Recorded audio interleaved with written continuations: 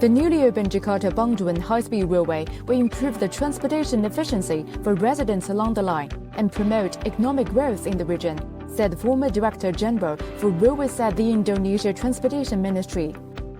The beneficial of these projects, of course, the multi-economical growth of economic growth in Jakarta and also Bandung.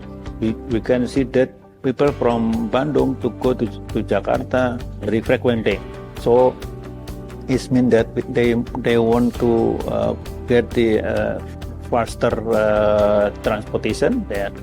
I hope that the people from Jakarta can use this train because they more efficient. As the first high-speed railway in Southeast Asia, the 142.3-kilometer railway cuts the journey between Jakarta and Bandung from over 3 hours to 40 minutes. It's a flagship project that synergizes the China-proposed Belt and Road Initiative and the Indonesia's vision of the global maritime fulcrum. Cooperation between the company in China and also company from the Indonesia. So I think they had the cooperation very much. Yeah. They cooperate some of technology, for instance, signaling.